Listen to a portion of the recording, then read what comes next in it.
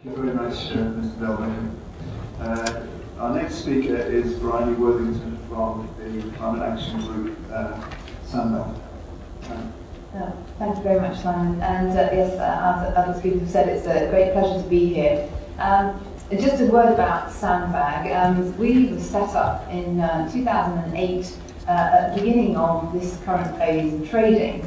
And our original idea was that through the voluntary cancellation of EU allowances, we felt we could offer individuals and companies an alternative to offsetting, that you could personally remove tonnes from the EU ETS and make a saving, and that was the original concept. But we started in 2008 believing that the problems of the first phase were a history. We weren't going to see again the problems of the price falling to zero. But on closer inspection, we noticed back then in 2008 that the fundamentals of the scheme were wrong, that essentially there was too much supply in the system and not enough demand.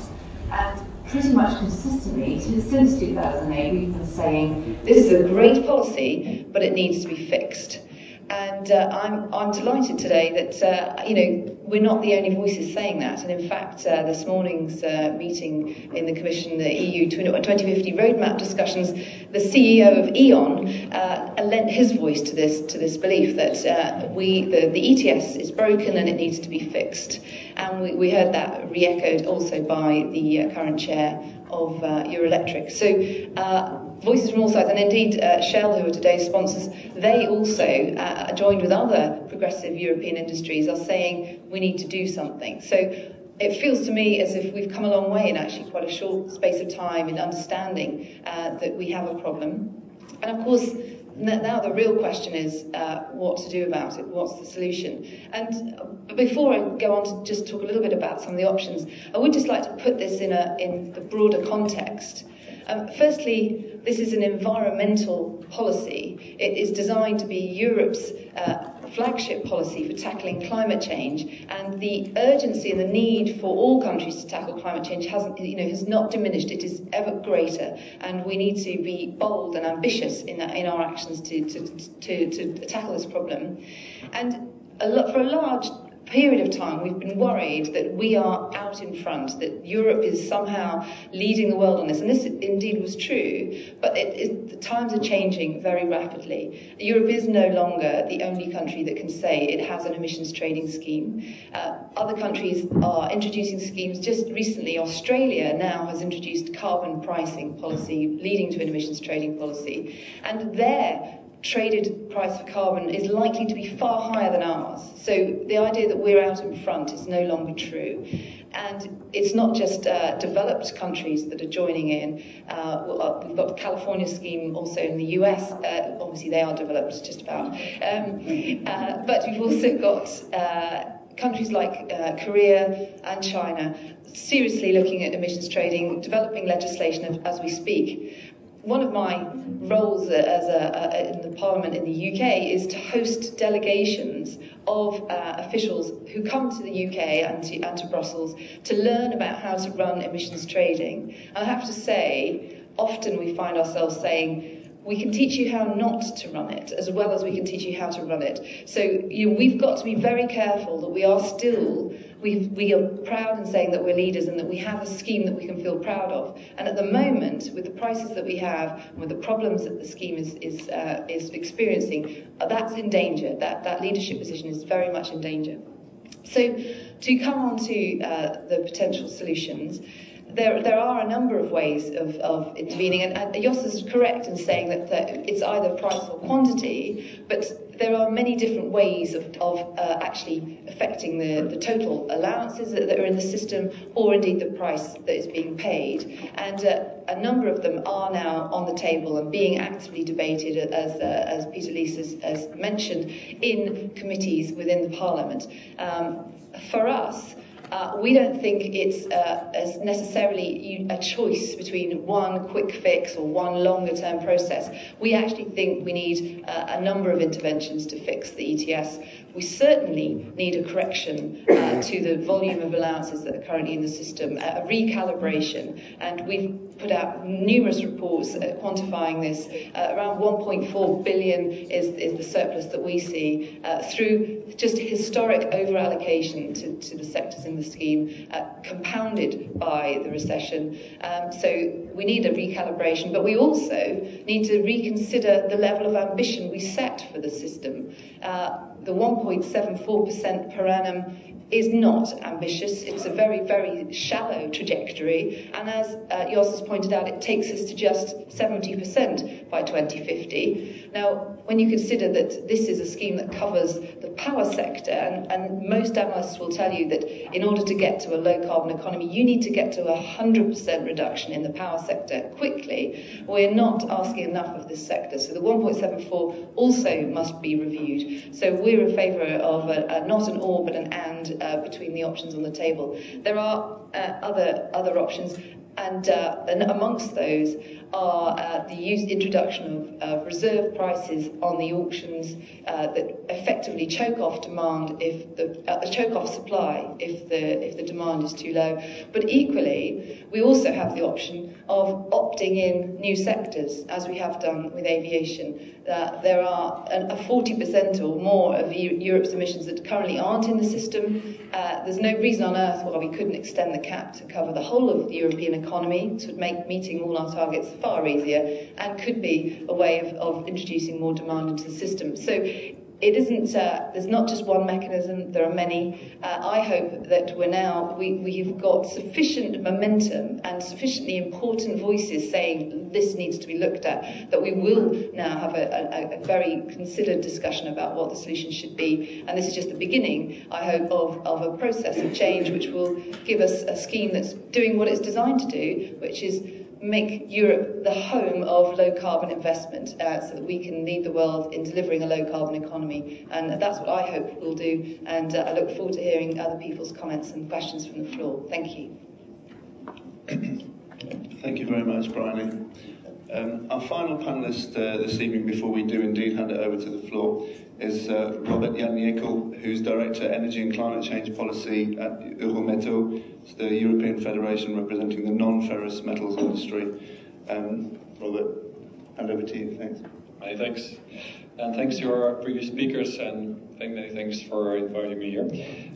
What is non-ferrous metals? Non-ferrous metals is aluminium, copper, zinc, nickel production, everything which is not steel, basically. Just to say, why is it non-ferrous? Just a quick explanation. It has a global pricing system. It means you cannot pass on your carbon signal in your global end price. It's global. Another characteristic is we have a lot of indirect costs and emissions in the process, and also we are highly recyclable. So from one can of aluminium, you make another can of aluminium. You don't lose the characteristics. Also special is that in aluminium you have a global sector approach on reductions of greenhouse gases, and aluminium is particularly PFC gases. And since 1990 they have a reduction of 50 to 60% of the emissions. Now, most policies we're discussing here can only dream of those targets, but we already basically done that as a sector by themselves. Europe is actually a little bit better than the rest of the world still on that, in average. ETS, fit for purpose, title of this event. What is the purpose? I mean, that's not really clear. I think it's already mentioned by Jos very clearly. What it used to be, ETS used to be a cost-effective way to reach the cap. The cap is there, and people just think they're not even thinking about that anymore, but this is a huge accomplishment that is there. And that is also, legally speaking, right now, the ETS. The ETS is not meant for other purposes. This is it. Now, if you want to change that could be a discussion. But what are the problems with ETS? Is the price. What is the price for carbon then? Is it the implicit price for some renewables, for instance, 600 euros for solar or 350 for offshore wind? Or is it the normal, well, we think the normal price, 6-7 euros? This is very important. Is the problem over allocation? Possibly. then we know it's a crisis, but it's also based on the ex-ante system of the ETS, that we have to think about that too. Is a problem that speculators do not make profits anymore? That's what I read in the papers. Maybe. The problem uncertainty, I hear asked for taxations already. Is that useful? But what is the reality right now? The reality is it's crisis in industry. A quarter of the production of aluminium is closing right now. In 2013 we have a 50% dependency of the primary aluminium already happening. Other sectors come later than this. You don't see investments anymore, you see closures. Those industries will never come back to Europe anymore. So we'll be dependent on normal base metals. And this dependency can become critical. You can say, who cares? You should care, because also then the value change will be affected, and we need these metals and production and closeness to for the high-tech technologies. You see also an increase in demand for these metals, but a decrease in production. So something is really wrong. Of course, ETS is not the only factor here, but it's a major factor. The other one is that this is an indication of what will happen with the rest of the industry. So things are not in a good shape. Is it now the time to make things worse for the industry? Do you see this proof already happening? We don't think so. It's clear that if people want to improve the ETS, that's a good discussion. That discussion has to be made. But it has to be also seen in the right context. Emissions are going up. China, Russia will double their input to all this until 2020. So it's not, and that's also when people say we don't do it for the environment, we do it for the industry. Well, as I said, industry is closing down, and many others will follow. We're just a leading indicator of what will happen. ETS is now bared by the covered sectors, as Mr. Delbeke already said.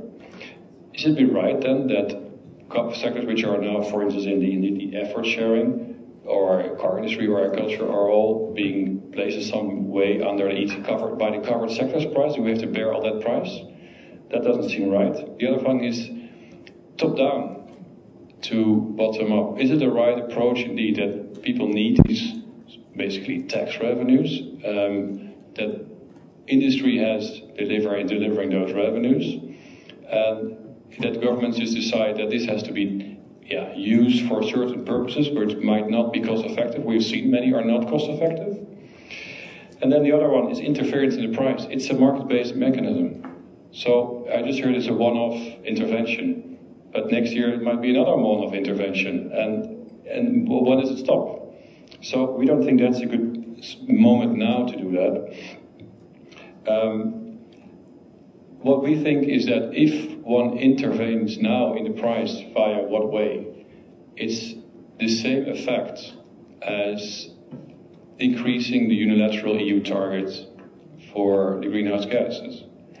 And because that's done in a hidden way by the backdoor, we think it's a manipulation of the public then. Because this is not what the public wants. But they don't know this. So we have to be very clear what do we actually mean with an intervention in the price.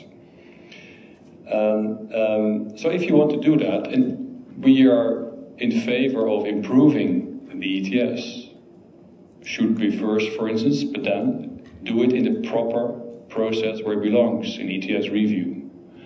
Do we indeed need to go from an ex-ante system to an ex-post based on actual allocation to avoid over-allocation?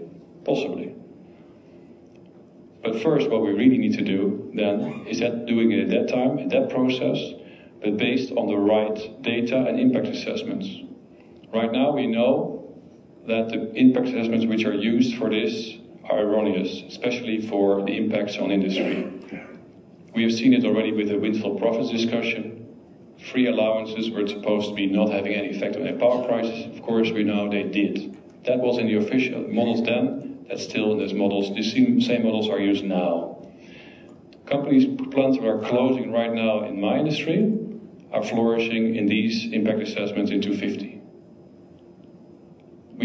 It's right that these impact assessments and models have to be improved. And without that, we cannot make further real decision making on where we want to go to. where we see that the current impact assessments are wrong. So that has to be first done, and do it in the right, proper legislative process. Thank you.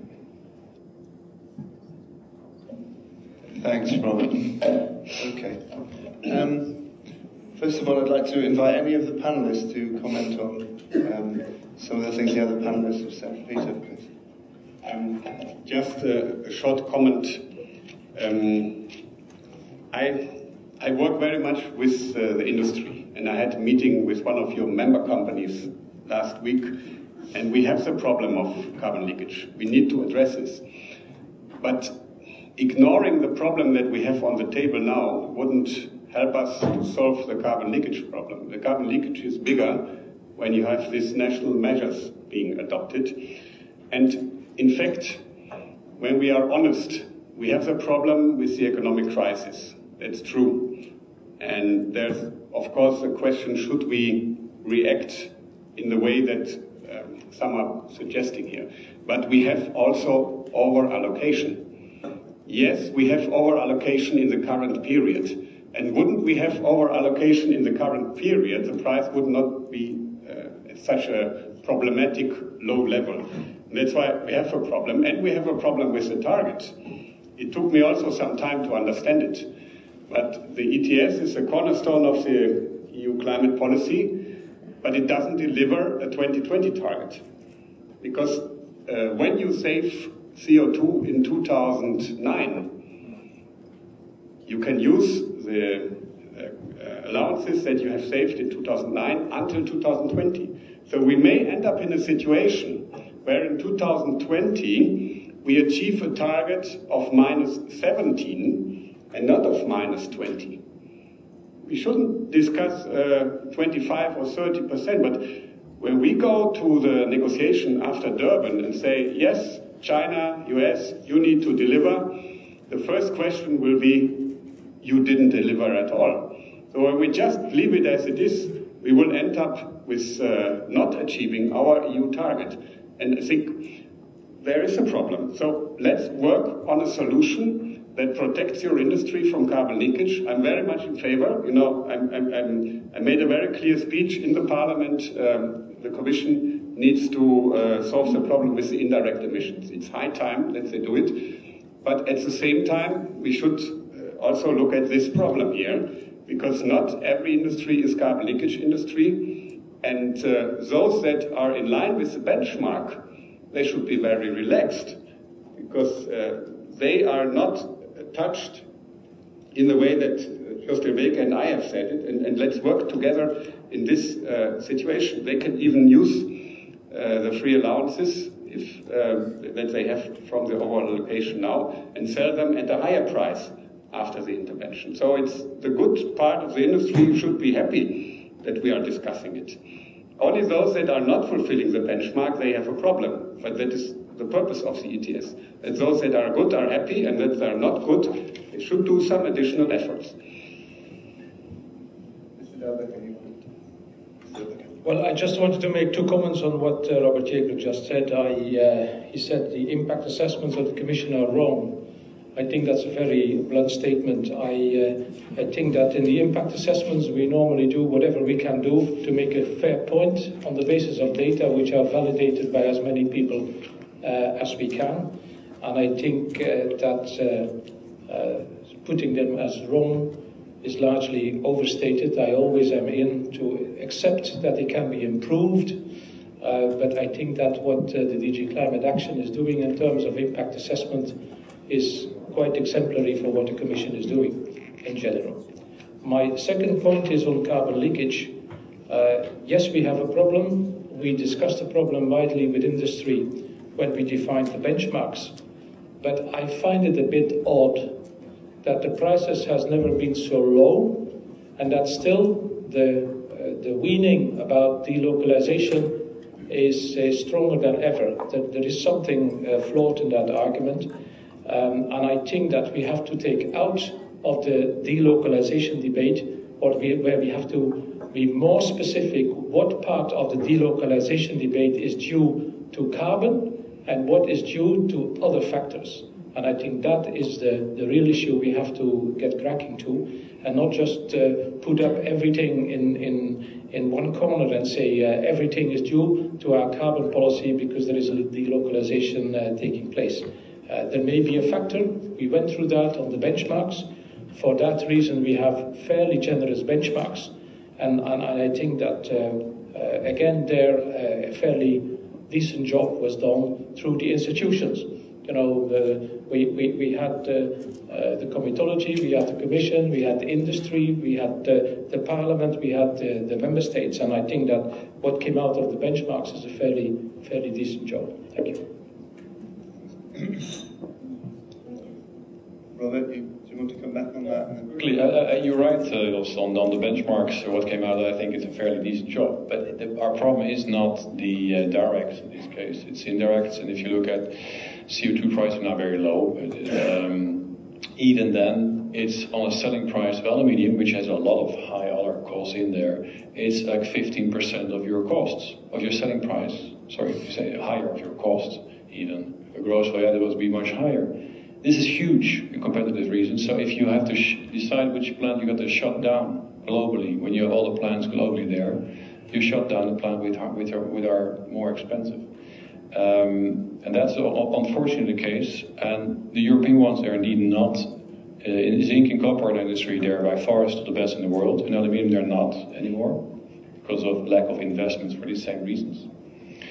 But when the European ones shut down, others which are much less energy efficient and also often have a, let's say, indirect, way worse indirect emissions will remain producing. Now that is, of course, also double carbon leakage. And you were right, that is not the only part of the reason, because it is the cumulative cost picture which counts. That's what you mean, I think, and that's true. But carbon costs of that, and in this case, again, the indirect carbon costs are decisive and are still huge with a small impact. Unfortunately, we are also, maybe not for the session here, basically we stated guidelines for the compensation of the CO2 costs are there. Let's face it, even that's not going to be big percentages if things go how they go, which would be sad. But so we hope still some industries where there is some installation where there is possibilities will stay open. But let's say we all know the money is gone in many member states. So the instrument of that may also have to be revised in the ETS review, which is coming, and then we hope we can get something which is effective. We're not closing down the whole industry. I hope that's not the purpose of the policy. A couple of questions to Robert, really. I mean, Robert, what percentage of the EU market do your industry represent? It's tiny, isn't it? You mean of what market? Of the ETS emissions. No, of ETS emissions. Direct emissions is not that. I mean, not that much. Exactly. This always seems to happen in every discussion about the ETS. It gets sidelined by an issue which is and you feel passionately about this, and you're quite right to, but you're a tiny element of this market. The bigger part of the market is the power sector. And when the CEO of E.ON is saying we need to fix this market, that's what we should be listening to, and that's what we should start the debate, because otherwise we've got sad to say, the tail wagging the dog, and there's so much more to this policy than the things that we can do to compensate the impacts that and let's face it, this is a revenue raising policy. There is money in the bank to be able to compensate you, and in fact that's what countries are doing. So please, great, we've heard your point, but let's talk about the bigger issue, which is how are we going to decarbonise our power sector? What are the CEOs of big European utilities asking for? They're asking for a higher carbon price. Now let's discuss how we do that, please.